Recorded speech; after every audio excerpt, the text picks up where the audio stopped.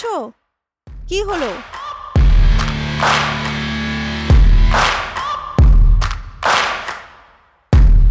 Hello?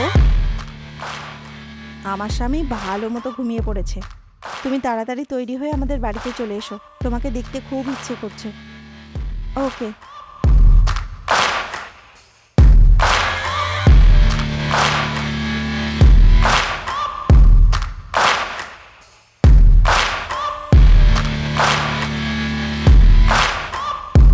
কেউ দেখে ফেলবে, তাড়াতাড়ি ভেতরে এসো। কি হলো, এখানে আর্জেন্ট আসার জন্য বললে যে?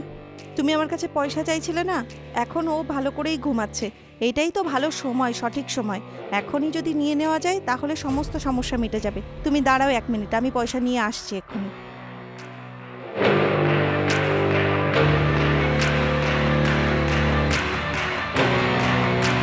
এই নাও, তুমি যত টাকা চেয়েছিলে পুরোটাই আছে। Thank you so much. তোমার এই সাহায্য আমি কি করে যে ভুলবো, কি করে চুকাবো জানি না, বলতে পারছি না। তুমি বেশি খুশি হয়েও না। উনি যদি জেগে যান না তাহলে দুজনারই ব্যান্ড বেজে যাবে। তুমি যাও।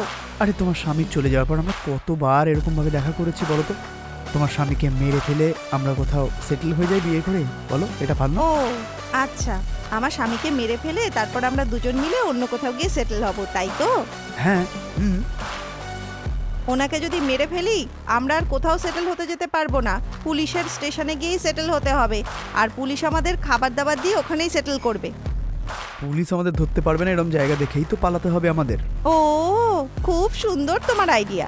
আমরা যেখানেই যাব পুলিশ আমাদের পিছে পিছেই যাবে। হ্যাঁ, আর একটা কথা, আমার স্বামী যতদিন আছে ততদিনই আমরা দেখা সাক্ষাৎ করতে পারবো। স্বামী যদি না থাকে না আমাদের কাছে ফুটো পয়সাও থাকবে না। পয়সা কড়ি ছাড়া আমাদের দুজনের অনেক কষ্ট হয়ে যাবে। বিয়ের আগে যদি তোমার কাছে কোনো কাজকর্ম থাকতো তাহলে তোমাকেই আমি বিয়ে করতাম, কিন্তু তোমার তো কোনো কাজকর্মই ছিল না, তাই বাড়ির লোক ওর সঙ্গেই আমার বিয়ে দিয়ে দিল। আরে ছি, এসব বাজে বাজে কথা তুমি মুখে আনছো কি করে? হ্যাঁ হুম। ঠিক আছে, যা হয়েছে হয়েছে, আমি এরম ভাবেই দেখা করব, ঠিক আছে, চলবে? ঠিক আছে।